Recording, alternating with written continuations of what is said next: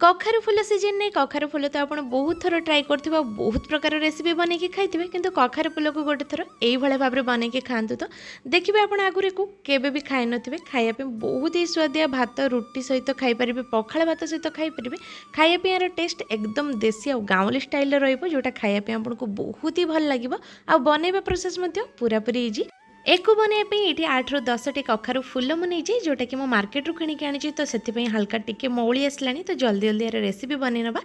कखारु full को काटिबा बाछिबा प्रायतः समस्त को आसता है ये भाव में फुल को काटी नबा और ता भितरटा सफा करनबा आ तार जो डेम्फ लगी थाए ताको मध्ये एठी छोट छोट पीस करके काटी नबा ताको मध्ये रेसिपी रे यूज करिवे देखिबे खाइबा पे बहुत ही स्वादिया लागिबो सब गुडी को ये भाव में काटिके साइज कर साला परे एबे आमे फुल आ डंको को साइड रे रखी दबा आउ गोटे बाउल में मुझे दे दूँ 2 बड़ चमच सोरिष ये मो कला सोरिष 2 बड़ चमच नहीं आ सहित हलदिया सोरिष 2 बड़ चमच नहीं आपड़ चाहिए खाली गोटे सोरिष नहीं रेसिपी को बनई पारे से आम अधा चामच रु टिके कम हम जीरा देदेबा 2टा कंचा लंका देदेबा 3 ରୁ 4 पाखुड़ा हम मुझे रसुण दे दूँगी जहाँफल बास्ना बहुत ही भल आसो अधा चामच पाखापाखि हम हल्दी गुंड अधा चामच आम ये लुण ऐड करनबा जहाँफल सोरिष मसला पिता हेनी आ बहुत ही कम गोटे 2 पिंच ये लंका गुंड देदेबा सब जिनस को ग्राइंडिंग जार दे दूची मसला को भल के बाटी नौचे ये मसला को आगुरी बाटी नवा द्वारा सोरिष आ बिल्कुल पिता लगे यार राया अंशटा कटिज से मसला को आगे बाटिकी गोटे साइड रखी दूची एबे आम कखारु फुल को ये भाव में टिके साइज करनबा और छोट छोट पीस करके काटी नबा अत्यधिक छोट करवा दरकार नहीं हल्का मीडियम साइज आप काटी पारे तापर मुझे गोटे बड़ बाउल पानी नौची और डंक फुल को देकी भल भाव में पूरा धोई दूची कहीं मुझे फुल को गोटा बेले धोई नी आ भल कि धोई सारापर आम ये हाथ में पूरा चिपुड़ी को बाहर करवा जमी पानी ए बिल्कुल भी रही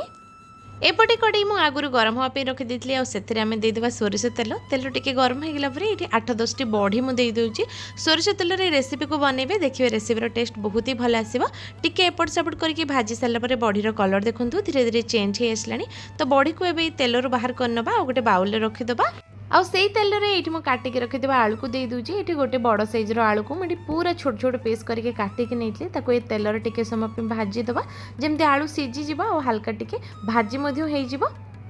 2-4 मिनिट पर आलूर कलर चेंज हो आसला आम ए काटिक रखिदा गोटे पियाज को देदेबा आउ आलू सहित भल के मिसईदेबा ता उपरे मुझे गोटे छोट चामच फुटण दे दूची और सब जिनस को भल के मिसईकी टिके समय कभर करके छाड़ दूची टिके समय पर ये ढांकुणी बाहर कर आलू आमर ये पूरा पूरी सीझी आसला बहुत ही भल कलर आस जाइए पियाज भाजी हो जाए फुटण ये पूरा बढ़िया बास्ना आस सब जिनस भल कि भाजी हो गला गोटे थर आलू को ये चेक करनबा आलू भलसे सीझी जाइए आम काटिकी रखिथिबा से फुल और डंक को एथिरे देदेबा 1/4 टीस्पून मुझे लुण ऐड करुँची आ 1/4 टीस्पून आम ये हलदी गुंड देदेबा लुणर क्वांटिटी बहुत ही कम रखीचे कहीं सोरिष मसलार आम लुण ऐड करते सब जिनस को भल कि मिक्स करनबा और तापर को किछि समय ये भाव में भाजिया छाड़दबा 3 ରୁ 4 मिनिट भितर आप देखिपारे ए हल्का हल्का टिके पानी बाहर स्टार्ट कर जितेबाला ए पूरा पानी सुखीज तापर जाइए आम ए मसला ऐड करवा तो टिके समय को ये छाड़ दूची आ बहुत ही कम समय भितर देखो यार पानी पूरा पूरी सुखी गला और क्वांटिटी आमर केते कम हो गला तापर आम ए सोरिष मसला दबा डायरेक्ट एमती मुझे सोरिष मसला दौनी ये गोटे चाहा छणा नहीं जाइए ऐड करके मो मसला को दे दूची और सोरिषर जो खदड़ा अंश अच्छी ताको बाहर करके साइड रे रखी दूची जोटा कि मो पर को फोपाड़ी देवी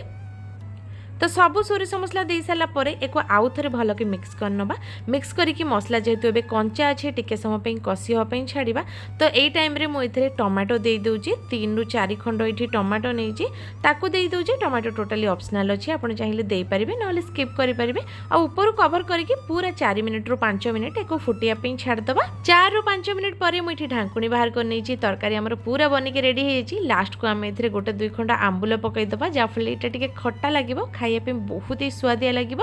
जो बड़ी को आम भाजिक रखी ये मुझे हल्का खदड़ा करके गुंड कर पूरा प्लेन गुंड करवा दरकार नहीं टी खदड़ा रही चलो से बड़ी को देदेबा भल के गोटे थर मिक्स करनबा बड़ी को ये भाव में भाजिक गुंड करके तरकारी देकी देखिए यार टेस्ट बहुत ही भल आसो 2टा ये कंचा लंका दे दूची अल्प टिके धनिया पत्र या ऊपर ऐड करनबा एबेठू यार बास्ना एत बढ़िया आसला जे खाली यही तरकारी लगे आप गरम गरम भात खाईदेवे तापर गोटे छोट चामच सोरिष तेल देदेबा जोटा कि कंचा सोरिष तेल आ तरकारी को बंद करनबा एबे देखंतु हमर ई तरकारी बनिक रेडी हो जाइए जोटा देखिया पे बहुत ही बढ़िया लागुतला